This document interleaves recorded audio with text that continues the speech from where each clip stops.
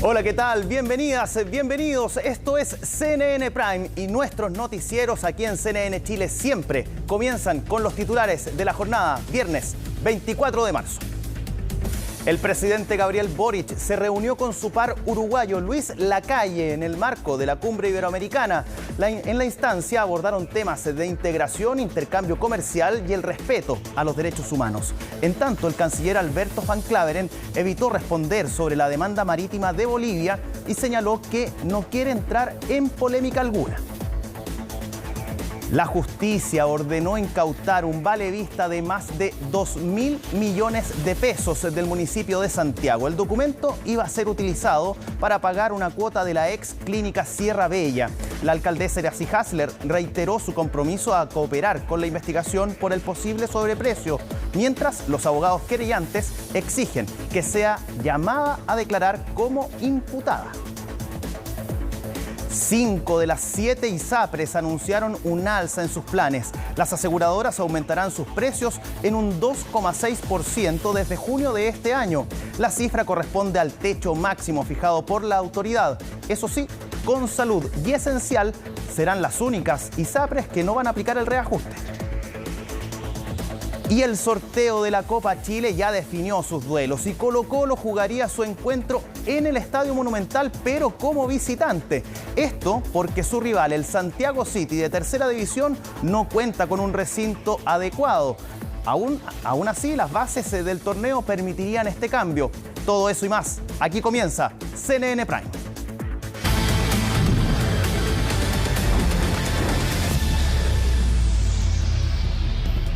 Bien, pues vamos a iniciar la revisión de las noticias con lo que está sucediendo en República Dominicana, porque el presidente Gabriel Boric ya está en esa nación para participar de la 28ª Cumbre Iberoamericana.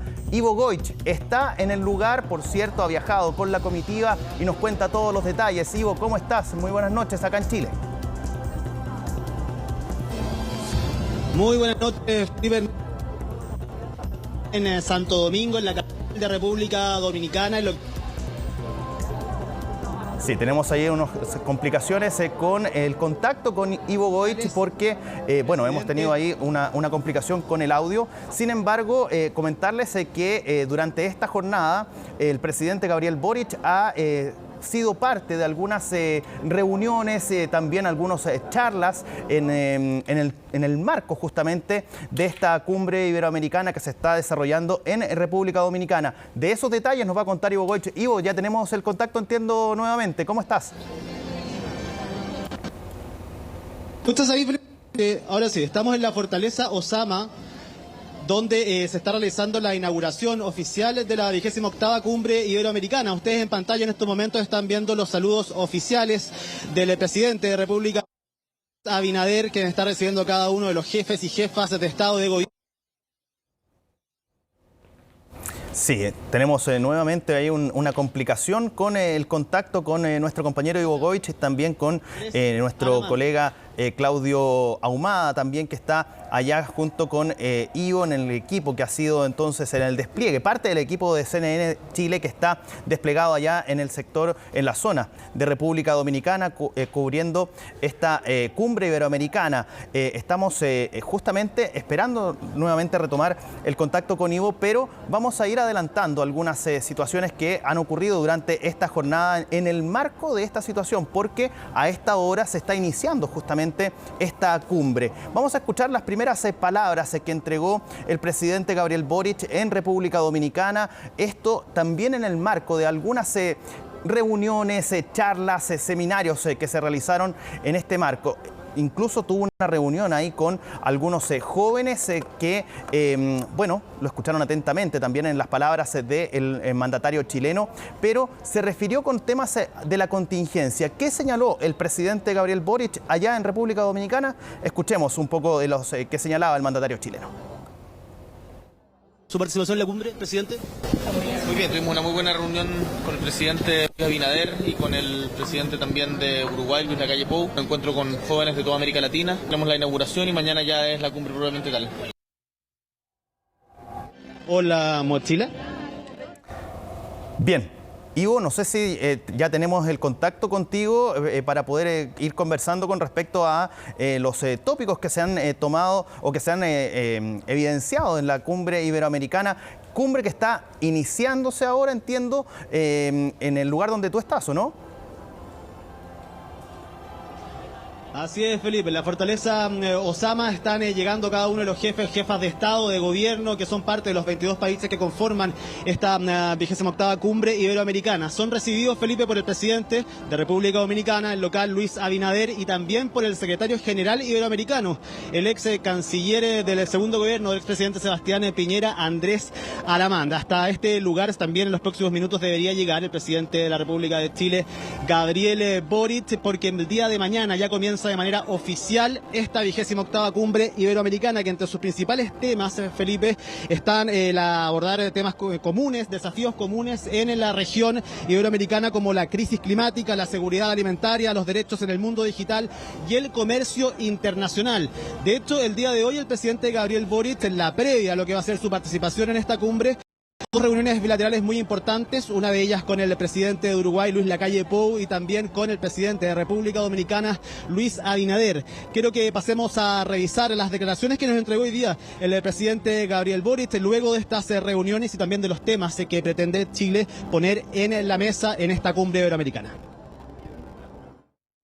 Nosotros hemos tenido siempre un espacio de diálogo con Bolivia, estamos fortaleciendo ese espacio, hay muchos temas en que realmente hay intereses comunes entre Chile y Bolivia, incluso ya los empezamos a mencionar y yo creo que dejaría hasta ahí y no quiero entrar en ninguna polémica, no me parece oportuno y no me parece conveniente también desde el punto de vista de lo que son los intereses de ambos países. El tema de la reivindicación marítima para el pueblo boliviano es irrenunciable y está planteado inclusive a nivel de una reivindicación expresada en la Constitución. Bueno, hay situaciones complejas, sin lugar a dudas, apuntando dificultades que tiene Bolivia en lo que se ha denominado como el libre tránsito, que a ratos es obstaculizado y lastimosamente eso incide en las posibilidades de desarrollo económico de Bolivia. Chile y Bolivia tienen grandes potencialidades para tener una relación en que ambos pueblos puedan ganar, de pensar en términos de complementariedad más que en diferencias.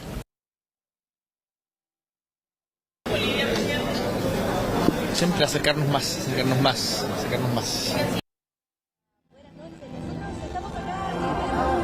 Ya, ahí estaba, Felipe. Estas declaraciones que estábamos escuchando, la primera era del canciller chileno Alberto Van Claveren, la segunda de Rogelio Maita, el canciller boliviano, y la última del presidente de la República, Gabriel Boric.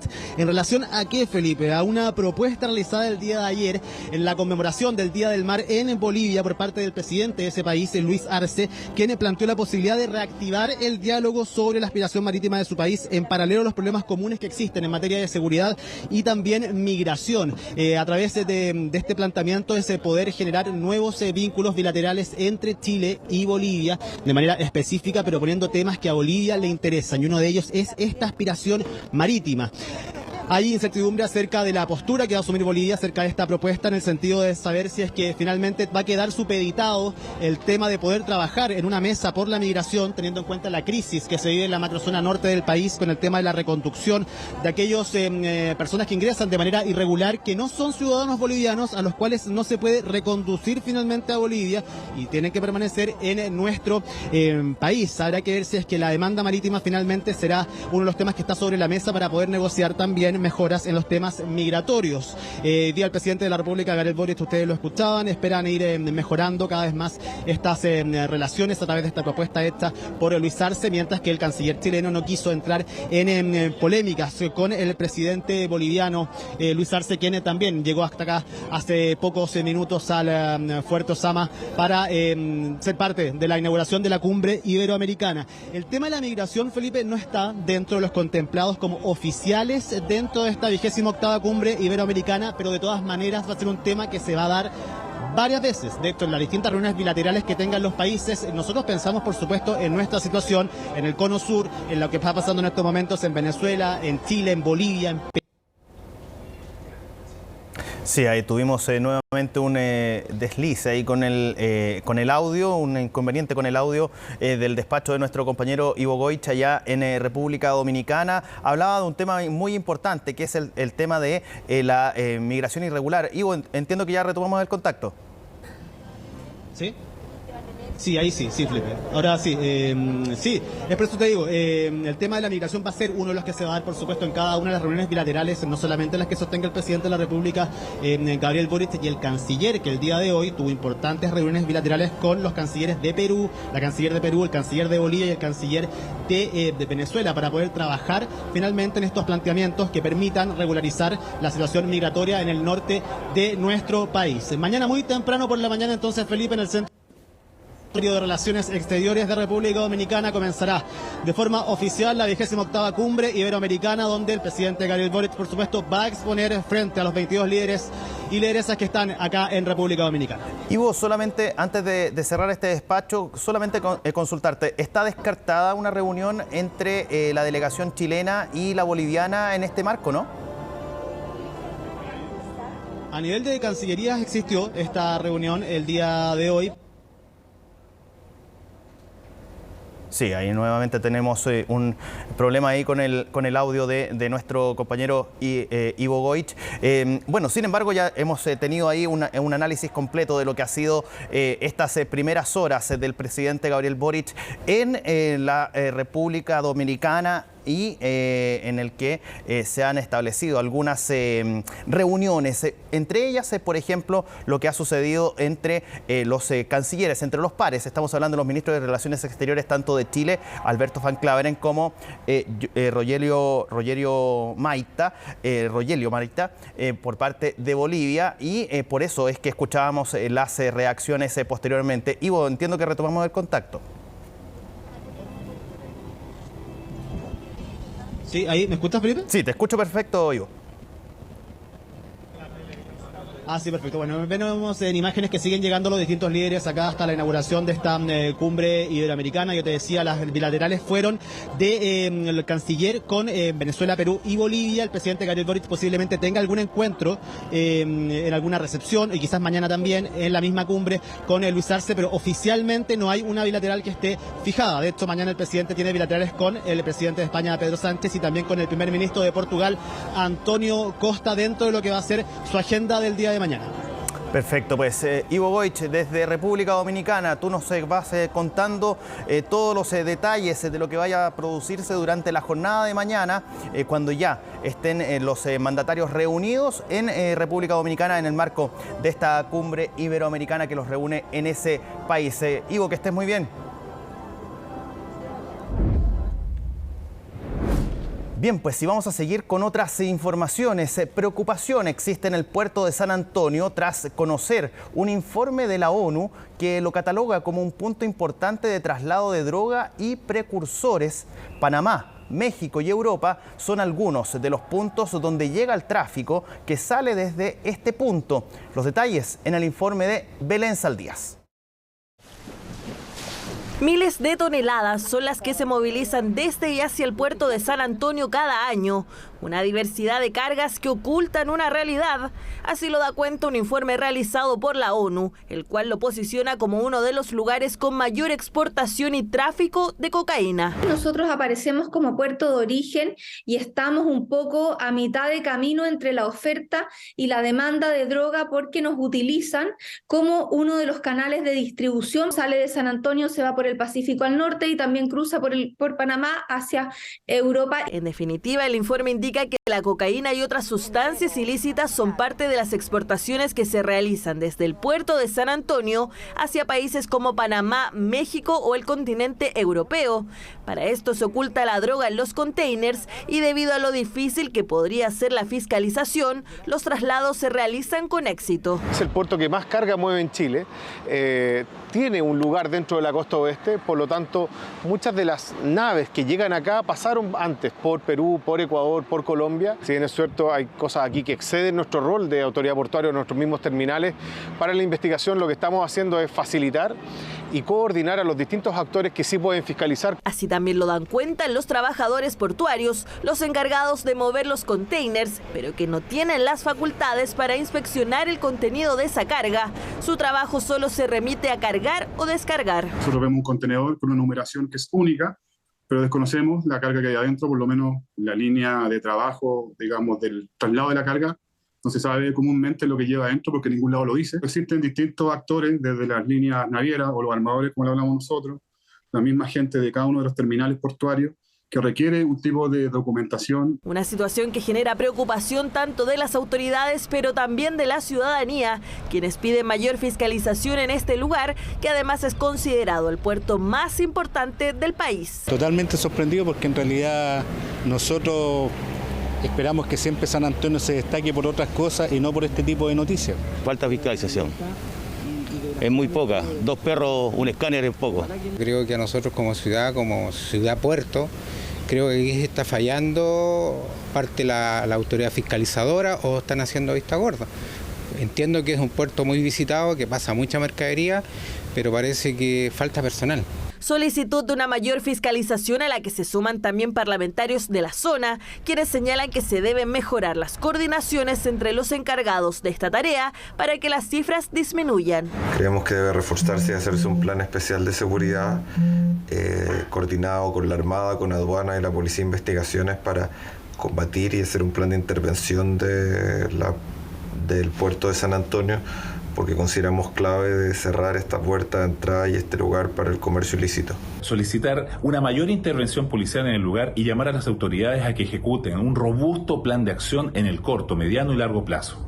Los resultados de este informe son demoledores y exigen una intervención coordinada de la aduana y la PDI para poner fin al tránsito indiscriminado de las drogas a través del puerto de San Antonio. Un fenómeno que no es nuevo, pero que se ha incrementado con los años, aseguran los expertos. Por lo mismo señalan que se debe sumar a la lista de tareas para reforzar en materia de crimen organizado y narcotráfico en el país. Bien, vamos a seguir con otras informaciones. El gobierno continúa con la entrega de ayudas sociales para el apoyo a familias vulnerables y a la clase media. De hecho, la próxima semana comenzará el pago del aporte familiar permanente duplicado tras la promulgación de la Ley de Medidas de Seguridad Económica. Para conversar sobre este y otros temas, por cierto, ya está aquí en el estudio de CNN Chile y de CNN Prime el ministro de Economía, Nicolás Grau. ¿Cómo está, ministro? Muy buenas noches. Hola Felipe, muy contento de justamente la noticia que tú anunciabas. Creo que ha sido una semana positiva para el gobierno y por los logros que se han tenido también positiva para el país, ¿no es cierto? Logramos efectivamente avanzar en este plan de ayudas económicas que habíamos comprometido en algún momento de diciembre y creo que lo avanzamos de manera bastante rápida. Algunos de los compromisos de hecho ya lo habíamos hecho durante enero. Y además creo que es muy rescatable lo que se logró avanzar en términos del proyecto 40 horas con una aprobación unánime. Creo que faltó solo un voto faltó un voto en el Senado, así que está muy bien encaminado ese proyecto. Ministro, quiero hablar de varios temas con usted en esta entrevista. Uno de ellos tiene que ver con cómo se tramitó esta batería de ayudas económicas y que van a ser entregadas, por cierto, a las familias más vulnerables y también a la clase media, como lo señalábamos anteriormente. Pero para llegar a esto, se tuvo que hacer conversaciones o se tuvo que tener conversaciones con la oposición, con el oficialismo, porque finalmente se aprueba con más de 140 votos en el Parlamento, sin votos en contra. ¿Ese es el camino quizá o no? Bueno, la verdad es que puedo partir haciendo un resumen de lo que ha sido nuestro año legislativo como Ministerio de Economía. Nosotros logramos aprobar 4 leyes, no estoy contando pesca, que es un mundo en sí mismo, que el subsecretario Sala ahí tiene un gran trabajo también, pero nosotros desde Economía logramos aprobar 4 leyes, 3 de ellas las presentamos nosotros mismos durante el gobierno y una venía de administraciones anteriores, y en toda ella o fue unanimidad o estuvimos cerca de unanimidad. Déjeme dar los ejemplos. Primero, salario mínimo, que lo aprobamos junto con Hacienda y Trabajo, nosotros incluimos la parte de este subsidio a las pymes, que es un subsidio que se entrega por primera vez. Nunca había habido un apoyo a las empresas de menor tamaño para pagar el salario mínimo. Hoy lo reciben 130.000 empresas. 130.000 MIPYMES mes a mes, un subsidio que mensualmente está en torno de los 100.000 pesos en promedio, porque depende de la cantidad de trabajadores que uno tiene. Logramos el alivio a la deuda tributaria, que como las pymes por 3 años, 2 años, arrastraron muchas deudas, habían también deudas tributarias, y nosotros generamos un proyecto de ayudas generando condiciones excepcionales para que pudieran repactar la deuda, y eso también ya ha beneficiado a más de 50.000 pymes, sí. Se han condonado por multas e intereses más de 250.000 millones de pesos. De nuevo, ese fue un proyecto prácticamente por unanimidad. Entonces, lo de 40 horas que comentábamos ahora, entonces creo que en general nuestro gobierno ha hecho un esfuerzo en el día a día durante todo este año legislativo por tener las mayorías lo más amplias posibles. Claro, ese es el resumen quizás del año, pero el mes de marzo ha tenido de dulce y de agraz también, porque comenzó con un rechazo importante que fue el tema de la reforma tributaria. Ahí quizás faltó diálogo político, ¿no? ¿Es esa la autocrítica que se hace por parte del equipo económico y también del gobierno, ¿no? Bueno, esa es una reforma muy difícil, que bajo el liderazgo del ministro Marcel hubo harto diálogo, diría yo. Déjeme decirle que hubo 3 meses de diálogo social antes de que presentara la reforma. Luego hubo 8 meses, ¿no es cierto?, de tramitación en la Cámara de Diputados. Hubo 90 indicaciones, o más de 90 indicaciones, es decir, 90 cambios al proyecto original, conversaciones de todo tipo. Los equipos técnicos trabajaron en la Comisión de Hacienda y armaron además equipos técnicos con los equipos de los diputados y las diputadas, así que yo creo que hubo harto diálogo. Ahora, por supuesto, el resultado no fue satisfactorio, fue una mala noticia para el país necesita una reforma tributaria, entonces el llamado que nos ha hecho el presidente y lo que está liderando el ministro de Hacienda es a más diálogo aún, más conversaciones y lograr los acuerdos que nos permitan empujar esta reforma necesaria. Sin ir más lejos, hoy día nos juntamos en el Ministerio de Hacienda con las personas que son miembros del Consejo Consultivo de Empresas de Menor Tamaño, que es el órgano oficial a través del cual el gobierno se relaciona con las empresas de menor tamaño, y tuvimos una muy buena reunión donde se les explicó cómo va a ser este proceso de diálogo tributario que viene en las próximas semanas. ¿Se pudieron sanear las dudas o más bien los cuestionamientos que se provocaron o que se evidenciaron cuando se rechaza la reforma tributaria? Porque el ministro Mario Marcel dijo: estoy seguro que van a celebrar quienes evaden impuestos y quienes los asesoran. Eso es un mensaje directamente hacia quienes hoy día ustedes estaban conversando, ¿no? O sea, hoy día nosotros los que quieren conversar. No, nosotros conversamos hoy día con las pymes. En general, las pymes, todos estos gremios son personas que no evaden impuestos, ni eluden impuestos, ni tienen en general los recursos para pagar, digamos, a la CONAPYME le molestó bastante a los equipos que puedan financiar aquello. Ahora, es muy cierto lo que dice el ministro, en el sentido de que en Chile la elusión y la evasión está muy por sobre los niveles de la OCDE. El proyecto que nosotros presentamos, uno de sus pilares, era justamente reducir aquello. Eso requiere fortalecer impuesto interno y requiere además identificar un conjunto de estrategias que se tienen de elusión y evasión que todo el mundo conoce. Y aquí el tema es si uno tiene o no el compromiso para poder avanzar en una dirección que salió de los diálogos tributarios. La gente lo que quiere es que se les trate de forma igual, ¿no es cierto? No puede ser que alguien de bajos recursos, por ejemplo, pague el IVA cuando va al supermercado, ¿no es cierto?, y no tenga ninguna forma de no pagar esos impuestos, y en cambio una persona de alto ingreso tenga estrategias de evasión o estrategias de elusión. Esa equidad, ¿no es cierto?, eso que nadie en el fondo se salte la fila, que nadie haga trampa, en el fondo, es algo muy importante, y era uno de los pilares de la reforma, y el ministro tiene toda la razón de que si se cae la reforma, no logramos avanzar en esa dirección. Ministro, volvamos al tema de la batería de proyectos en torno a la seguridad económica, pero quizás asociado a un tema que va en paralelo a un trámite legislativo que impulsaron algunos parlamentarios, que es el tema del sexto retiro. ¿Puede ser esta batería de proyectos o lo que se aprobó ayer quizás la gran puerta cerrada para que el gobierno pueda quizás en algún minuto apoyar o poner algún tipo de urgencia al proyecto del sexto retiro, ¿no? Mire, nosotros siempre hemos dicho que el conjunto de políticas que promovemos como gobierno lo hacemos pensando en las necesidades y demandas de la población, que son legítimas.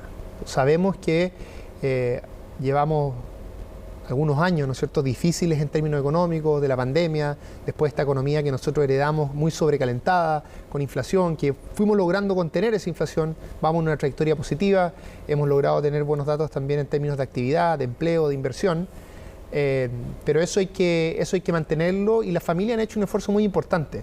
Y entonces cuando pensamos en ese esfuerzo, cuando pensamos cómo apoyarlo, vamos viendo distintas políticas públicas para que justamente se pueda sortear de mejor manera esta situación inflacionaria. Ese es el sentido último de estas buenas noticias que tuvimos estos días, donde por ejemplo logramos duplicar lo que tradicionalmente se llama el bono marzo, algo que va a implicar 60.000 pesos por carga a 3 millones de personas, un poquito más de 1,5 millones de familias, que se va a pagar entre el 29, el 30 y el 31 de marzo. Creo que son muy buenas noticias y ese es nuestro foco. Nuestro foco es hacer políticas públicas dadas las necesidades que tiene la población y no en respuesta o tratando de lograr que otras políticas que no son adecuadas no se lleven a cabo. Son 3 millones, un poquito más de 3 millones de personas que van a ser beneficiadas con respecto al aporte familiar permanente. Así es. Ahora, además de otras medidas que se aprobaron como el bolsillo electrónico familiar, ¿no es cierto? También el aumento de más de un 20% del subsidio único familiar. Eso todo va al mismo grupo, que es un grupo que necesita mucha ayuda, ¿no es cierto? Y que el gobierno está actuando en esa dirección. Ahora, a propósito de todo esto que estamos conversando, ¿qué mensaje se le envía a esos parlamentarios que hoy día están apoyando el sexto retiro y que lo van a impulsar a partir del mes de abril, cuando ya puedan nuevamente poder presentarlo ante el Parlamento? Bueno, lo primero, por supuesto, es que las y los parlamentarios tienen todo el derecho a votar de la forma que estimen pertinente, de acuerdo a sus atribuciones. Pero el mensaje que nosotros daríamos de forma muy clara es que no es una política adecuada para la situación del país ni para los fines que se buscan. En la actualidad hay millones de personas, las más vulnerables, que no tienen nada que retirar. Si usted tiene un retiro, ¿no es cierto?, que es una gran inyección de liquidez, eso va a subir la inflación, ¿no? Y al momento que sube la inflación, este grupo de millones de personas más vulnerables que no tienen nada que retirar, el único efecto que ellos van a vivir de esa alza inflacionaria va a ser, de ese retiro va a ser esa alza inflacionaria, y de esa manera sus ingresos reales, es decir, lo que pueden comprar efectivamente con los ingresos que tienen, va a decaer. Entonces, si nuestro foco es apoyar a ciertos sectores de la población, hacernos cargo de diversas problemáticas, discutámoslas, veamos cuáles son las políticas más adecuadas, pero no tomemos, malas decisiones, que yo creo que a esta altura todas las personas que nos están viendo saben que es una política que genera muchos problemas para la economía. Pero antes sí fue una buena medida, ministro. Se lo pregunto porque hoy el presidente fue diputado, votó a favor, la ministra Camila Vallejos también fue diputada, votó a favor de todos los retiros que se aprobaron anteriormente. Antes sí, ahora no. Yo diría dos cosas. Primero, que fueron escenarios muy distintos, sobre todo al comienzo. Era una situación en la que la economía no estaba sobrecalentada, ahora sí lo está, ¿cierto? En ese momento faltaba liquidez, ahora sobra todavía liquidez, y eso, por cierto, genera una presión inflacionaria. Y también creo que es bastante claro que se ha ido acumulando evidencia respecto al impacto negativo que tiene esta política. Nunca nadie, en ningún caso, nunca yo escuché a alguien diciendo que esto era una buena política, sino que en algún momento se votó porque se consideraba necesaria, pero creo que a esta altura, dada la evidencia y también dado que estamos en un escenario distinto, es bastante claro que no es una buena idea impulsar esta política. Ministro, por último, el proyecto de ley, o ahora ya ley, o cuando ya el presidente la firme, las 40 horas, va a ser el gran hito del último año del gobierno, ¿no? Bueno, yo soy muy optimista, pero todavía falta la votación del tercer trámite. Se votó, es verdad. Se votó en la Cámara de Diputados, tuvimos ahora unanimidad en el Senado. Usted tiene toda la razón de que si uno tiene unanimidad en el Senado, se espera que nos vaya bien en la Cámara de Diputados, pero hay que esperar esa votación. Yo creo que es una muy buena noticia para el país. Hay muchas otras reformas importantes que quiere hacer el gobierno, la reforma tributaria, la reforma de pensiones, todas ellas, así como también este avance en 40 horas, son necesarias. Y yo creo que lo que ilustra este proyecto, además de este avance concreto que va a permitir en 5 años bajar de 45 horas a 40 horas, ilustra el camino que busca establecer este gobierno. Este es un gobierno que busca hacer acuerdos lo más amplios posible, pero acuerdos para lograr cambios, ¿no es cierto? No acuerdos para el statu quo. Entonces nosotros necesitamos acuerdos amplios para la reforma de pensiones, no para defender a las FP. O necesitamos acuerdos amplios para hacer una reforma tributaria. no para mantener nuestra recaudación estable, o para que la reforma tributaria las paguen las personas de más bajo ingreso o ingresos medios y no los sectores de más alto ingreso como estaba en nuestro diseño. Es decir, la invitación, lo que siempre nos ha pedido el presidente Boric es acuerdos para las transformaciones que necesita el país. Y eso es justamente lo que acaba de conseguir la ministra Jara y todo el equipo que ha estado trabajando en esa reforma. Ministro de Economía Nicolás Grau, muchísimas gracias por haber venido a los estudios de CNN Chile. Que esté muy bien. Muchas gracias, Felipe, y un gran abrazo a todos los que nos vieron. Perfecto, pues bueno, vamos a seguir con otras informaciones. La alcaldesa de Santiago, Iracy Hasler, pidió celeridad en la investigación de la Fiscalía en torno a la suspendida compra de la ex clínica Sierra Bella por parte del municipio. Esto tras la incautación de un valevista de más de 2.000 millones de pesos, correspondiente al 30% del precio pactado por el inmueble. Los detalles en la nota de Francisca Cárdenas. La Fiscalía está desde febrero indagando la suspendida compra de la ex clínica Sierra Bella por parte de la Municipalidad de Santiago y que esta semana sumó un nuevo capítulo. El fiscal del caso, Patricio Cooper, solicitó incautar el valevista por 2.465 millones de pesos destinado a pagar el 30% del precio pactado por el recinto clínico. Esta medida va en línea de las acciones que ha tomado el municipio de Santiago y que confirma que no se ha producido ningún pago hasta que las instituciones que están revisando los antecedentes puedan pronunciarse. Revisión de antecedentes que se produce por los planteamientos de distintas actorías políticas y por tanto cada una de las instituciones está cumpliendo su rol en términos del trabajo necesario. El fiscal quiso solicitar el documento a través de una entrega voluntaria, pero el notario encargado de la compraventa se negó a esta petición, por lo que el Ministerio Público debió elevar la solicitud de incautar el valevista al 7º Juzgado de Garantía de Santiago. Y pese a que desde el municipio aseguraron que la acción confirmó que no existen gastos de los recursos, abogados querellantes afirman que hubo elementos llamativos para tomar esta determinación. La incautación se pide por dos razones principalmente. Primero, por una razón de que se tiene que, dentro de la investigación, evitar que se cause mayor perjuicio a la víctima. Y acá la víctima es la Municipalidad de Santiago. El patrimonio público, en el fondo el erario de la municipalidad, los fondos municipales, incautado el documento, encontrarse en poder, ahora en custodia de la Fiscalía del Ministerio Público, evitamos que precisamente se cobre el documento. En noviembre del año pasado, la Municipalidad de Santiago tenía listo el trato que permitiría contar con la primera clínica municipal del país. Sin embargo, la Contraloría suspendió la compraventa, que implicaba el gasto de 8.200 millones de pesos hasta establecer que ésta se ajustó a la normativa. Es por eso que la alcaldesa llamó además a acelerar el proceso investigativo para despejar las dudas y poder avanzar en el proyecto. Y las cosas van a ubicarse en su justo lugar, no va a estar en absoluto ni comprometida su probidad, su transparencia, su honradez. El partido no tiene sobre la municipalidad ni otro partido tampoco una proporción de incidencia. ¿Cómo se llega a acuerdo en este precio de que la municipalidad oferte este valor por esta propiedad? Todo eso es necesario para esclarecer lo que aquí a todas luces y nos parece a nosotros podría ser un presunto fraude. El Ministerio Público ya ofició al Servicio de Impuestos Internos y a otros organismos para conocer en profundidad cómo se gestó la compra de la ex clínica Sierra Bella. Ahora lo que se aproxima es la ronda de declaraciones, donde el testimonio de la alcaldesa de Santiago, Iracy Hasler, sería clave en el caso. Porque ella es la que suscribe la oferta de compra y posteriormente la compraventa, pero también los dos funcionarios que les delegó las funciones de representar a la municipalidad en todo lo que son las negociaciones, que son el director de planificación y el director jurídico de la municipalidad. Una declaración que la alcaldesa deberá hacer ante el fiscal Cooper y no ante un funcionario de la Policía de Investigaciones para determinar si es que efectivamente existió el delito de estafa o si la operación se hizo conforme a la ley. Hemos aportado a la Contraloría todos los antecedentes que nos ha solicitado y si es que la Fiscalía Centro Norte nos pide cualquier información, vamos a estar siempre disponibles para aquello, porque somos los más interesados en que se despeje cualquier duda. Escenario que ha sido complejo para la gestión de la alcaldesa y su municipio. Ahora el Ministerio Público seguirá solicitando más antecedentes y documentación a los organismos públicos involucrados para ver cómo fue la implicancia de cada uno en la intención de adquirir la ex clínica Sierra Bella.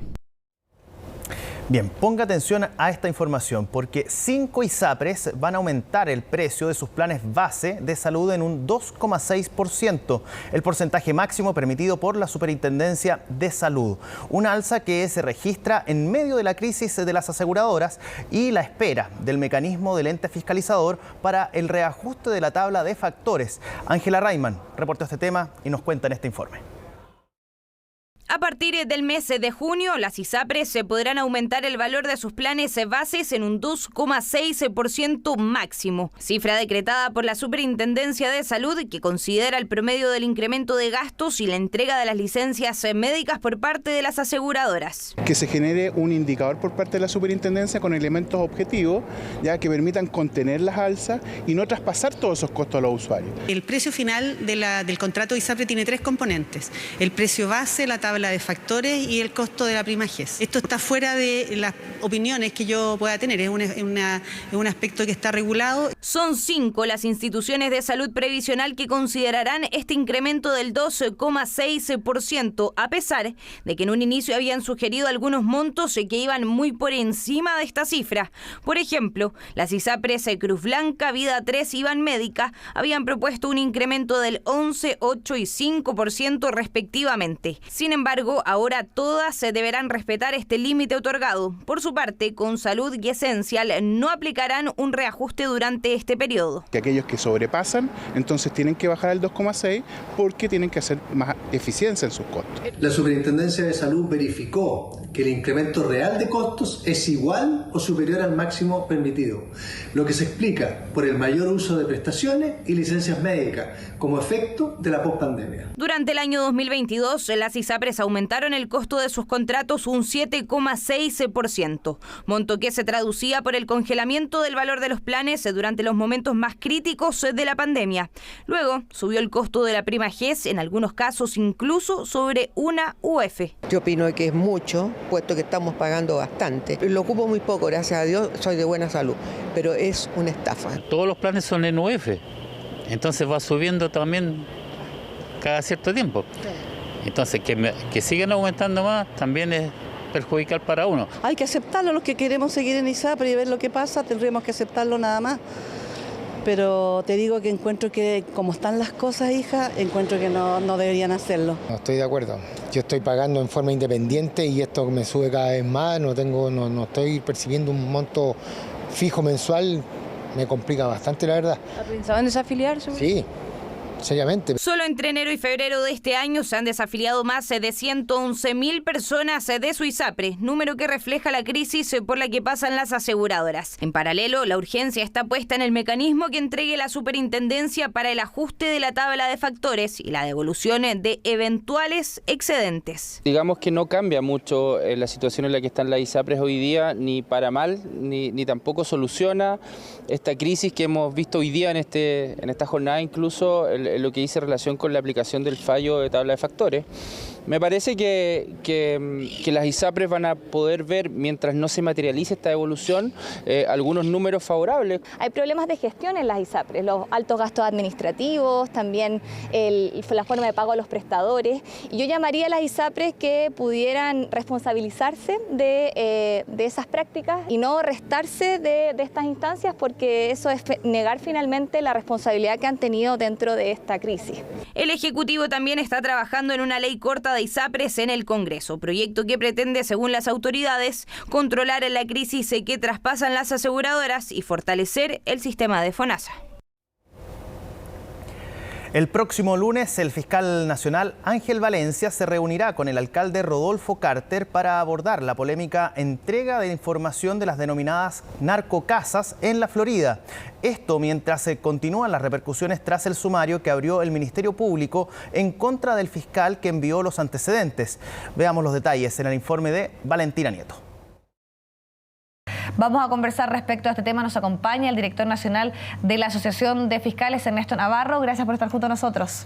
Hola, buenas tardes. Es sobre quién están hoy puestas las miradas. Ernesto Navarro es el fiscal que enfrenta el sumario que el Ministerio Público abrió para indagar la entrega de información al municipio de La Florida sobre las denominadas casas narco. Él tiene una trayectoria de muchos años al interior del Ministerio Público, es una persona honorable, respetable, que ha tenido una conducta intachable durante su trayectoria profesional. Tiene mucha experiencia en el combate al narcotráfico y últimamente se ha especializado en el combate del microtráfico, que es usualmente el que la gente más ve, que es la venta al menudeo y el que afecta directamente a las poblaciones, a los vecinos y a las comunidades. Así lo describen quienes durante su carrera han trabajado junto a él. Fiscal de la Fiscalía de Alta Complejidad y Crimen Organizado, se ha dedicado con especial énfasis a investigar causas vinculadas al narcotráfico. Fue en ese contexto que su rol para el municipio de La Florida fue crucial. El fiscal que nos ha colaborado con la información es un hombre de carne y hueso. Es el principal enemigo del narco en Chile. En vez de apoyar a ese valiente, el Ministerio Público lo castiga y que hoy día, producto de una pelea política, termina con un sumario. Cómo se realizó la entrega de información es algo que hoy se busca dilucidar. Fue el propio alcalde Carter quien exhibió este correo enviado por el fiscal Navarro el pasado 10 de enero de 2023. El motivo, la entrega de antecedentes sobre los procedimientos realizados por la Fiscalía en La Florida en el marco de la ley de drogas. El mensaje decía lo siguiente. Conforme a lo conversado, adjunto procedimientos relacionados a la ley 20.000 en la comuna en el periodo 2022. Además, aprovecho de enviar resolución judicial que autoriza la destrucción directa de las especies incautadas. Por lo tanto, es algo que se canalizó a través de una comunicación con el municipio y es una comunicación oficial.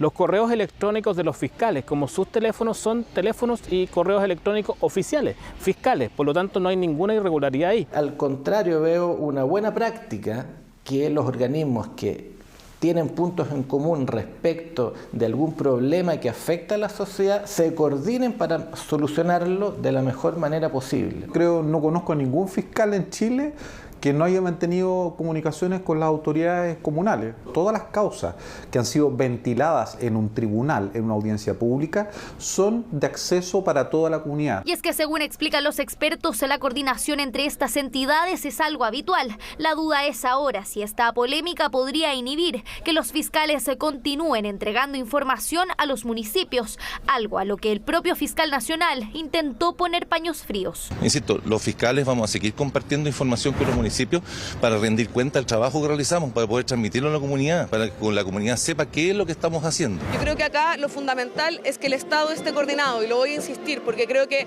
es impresentable que la ciudadanía vea que seamos un Estado descoordinado cuando la verdad es que necesitamos soluciones, necesitamos trabajo permanente y en eso vamos a seguir trabajando. Trabajo coordinado que varios municipios buscan seguir implementando. Incluso hay algunos que pretenden replicar lo que se ha hecho en La Florida.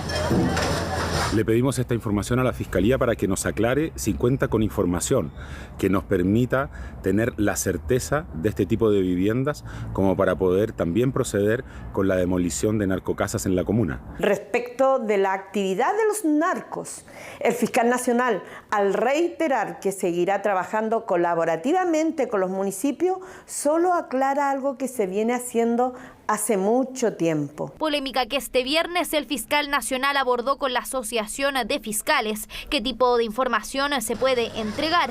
Es algo que ahora se busca establecer con mayor claridad. Probablemente se va a hacer un estudio respecto de fijar de alguna manera un cierto protocolo respecto de qué información los fiscales podemos o no entregar en el contexto de nuestras relaciones que tenemos permanentes, porque esto no es para nada inusual. Repercusiones que ha tenido la demolición de las denominadas narcocasas en la comuna de La Florida. Será el próximo lunes a las 6 de la tarde que el alcalde Rodolfo Carter se reúna con el fiscal nacional, luego de una citación que solicitó formalmente la autoridad comunal. Bien, vamos a seguir con otros temas. El general director de Carabineros, Ricardo Yáñez, declarará como imputado en la causa por presunta omisión de apremios ilegítimos durante el estallido social. La fiscal de alta complejidad, Jimena Chong, acudirá hasta la oficina del jefe policial luego de las 6 citaciones para tomar su testimonio. La nota es de Estefanía Bustamante. Aquellos que ejercemos roles como directores de instituciones tenemos que ser los primeros llamados, ¿cierto?, a prestar toda la colaboración y por lo tanto concurriré en las instancias que sea necesario. 6 citaciones han llegado desde entonces al escritorio del general director de Carabineros para declarar como imputado en la causa por presunta omisión de apremios ilegítimos durante el estallido social.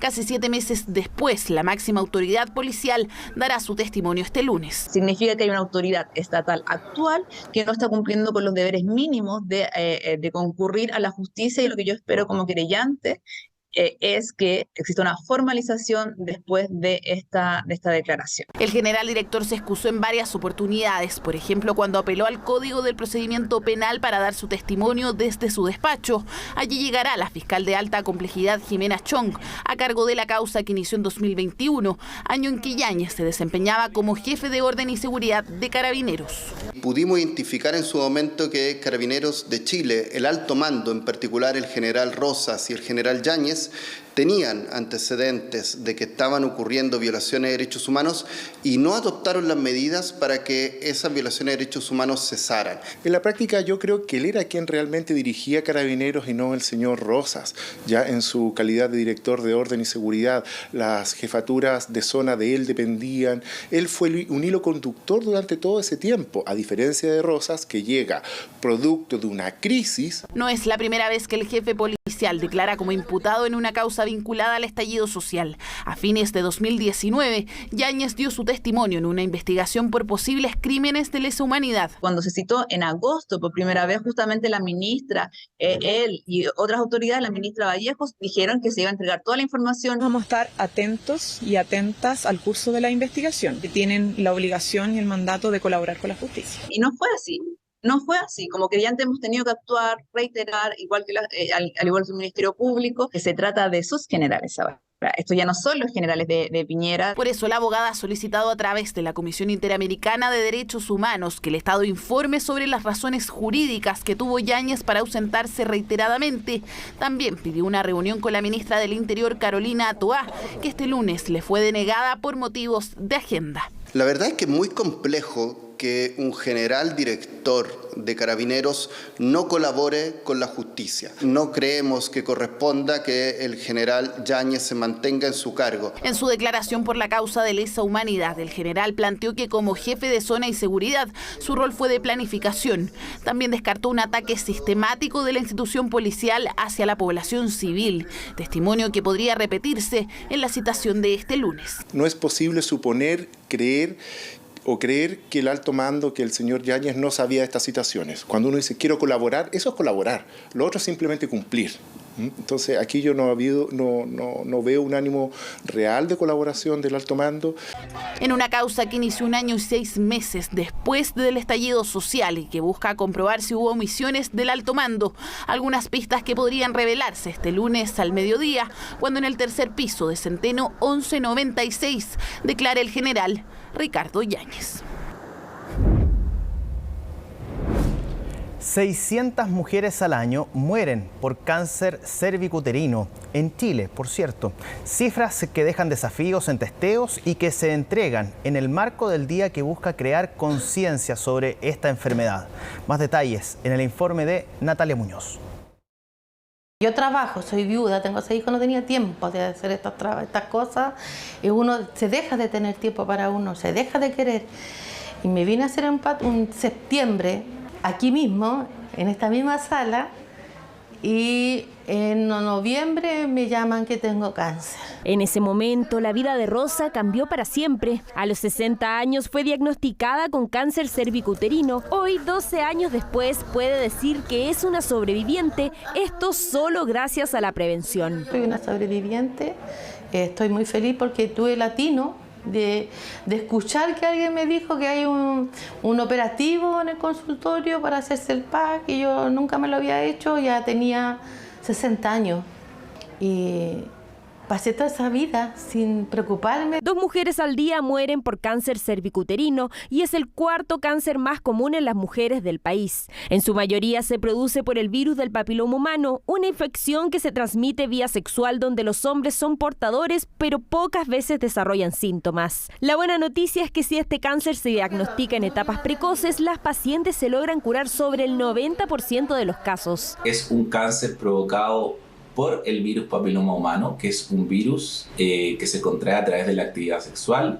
Este virus va generando lesiones muy lentamente a nivel del área genital. El hombre que genera algún síntoma es bajísimo. No hay examen para eso, pero nosotras sí tenemos el examen.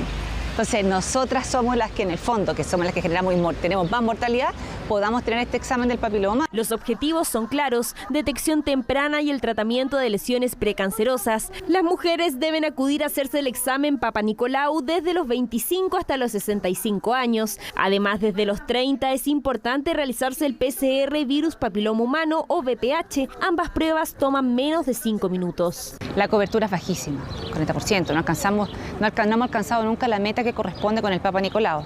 El test del papiloma humano todavía no es universal como política pública, porque esperamos que lo sea. Yo lo digo desde mi propia experiencia. Cuando uno llega a tiempo, el 80% están cubiertos dentro del GES. Tenemos una ley que permite medio día al año de permiso, que no le puede negar su empleador para ir a hacer exámenes preventivos. Tras la pandemia, los exámenes se retrasaron. Ahora el 70% de las pacientes llega a un centro asistencial con la enfermedad avanzada. Antes del COVID-19, cerca del 80% de las pacientes llegaban a etapas precoces donde las posibilidades de curación son más altas. Producto de la pandemia y de la natural abstención de las personas de concurrir a un establecimiento asistencial en medio de una epidemia o una enfermedad contagiosa, muchas personas no han concurrido a hacerse el examen. Hemos ido recuperando los testeos justamente porque se están haciendo muchas, instancias en la red. La Organización Mundial de la Salud estableció las metas 90-70-90. 90% de las mujeres debería estar vacunada contra el virus papiloma, 70% deberían haber sido testeadas y el 90% de las mujeres con cáncer cervicuterino debería recibir un tratamiento oportuno. Esto antes del 2030. No duele nada, venir y darse un tiempo. Yo pensaba que yo en la peluquería yo me devoro 2 o 3 horas y aquí va a hacerse el paso en media hora. El testeo es gratis en los consultorios a nivel nacional. Exámenes simples que deberían ser rutinarios que junto a la educación y la vacuna van a evitar muertes por esta enfermedad.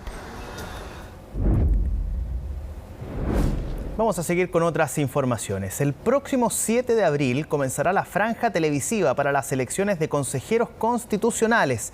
El espacio lo abrirá el Pacto Chile Seguro, mientras que el cierre del espacio estará a cargo de los 3 candidatos independientes.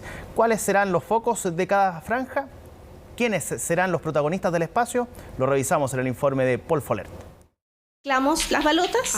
Primera balota de pactos políticos. Como si fuera el sorteo de un campeonato, los partidos llegaron hasta el Consejo Nacional de Televisión para conocer el orden de aparición en la franja televisiva de las elecciones de consejeros constitucionales. Les recordamos que este lineamiento corresponde a la primera emisión de la franja del día 7 de abril.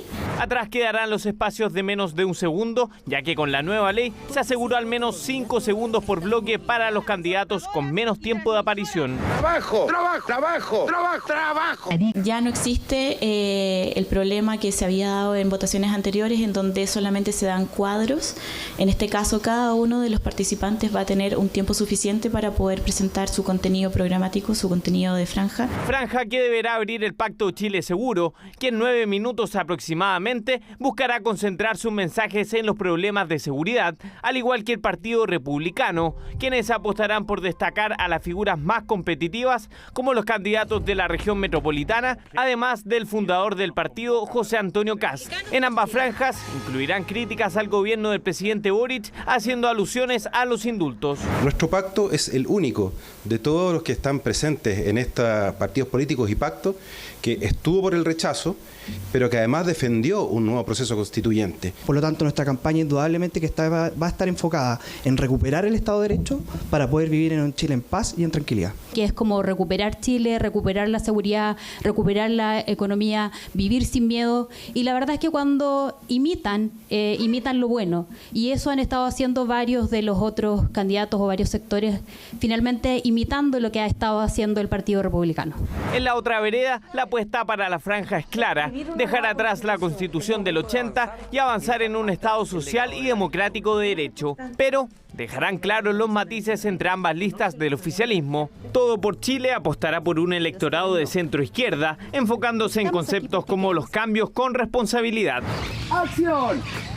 Lo más importante es el Estado subsidiario que queda atrás, un Estado que estamos proponiendo, que es un Estado sólido, un Estado fuerte, un Estado social y democrático de derecho. De poder ir a capturar ese voto cautivo de la centroizquierda y también del centro, ¿por qué no?, para efecto de poder construir una mayor cohesión social. Nosotros no renegamos de las figuras políticas que ha tenido el país en forma democrática, la gente que luchó contra la dictadura para recuperar la democracia.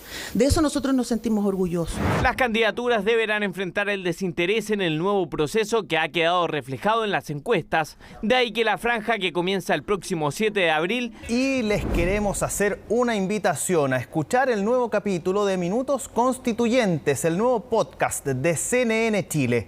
En este episodio, Josefina de la Fuente y Paul Folert, con la edición de Alicia Contreras, nos cuentan cómo avanza el proceso constitucional. Los órganos autónomos y el Poder Judicial han sido uno de los ejes centrales del debate, pero la polémica por los indultos otorgados por el presidente Boric también llegó a la comisión experta. Todo mientras la campaña para llegar al Consejo Constitucional continúa. Este podcast lo pueden escuchar en Spotify y en Apple Podcast, además de todas las plataformas digitales de CNN Chile. De sectores opuestos, la subcomisión. 30 de marzo a las 23:59.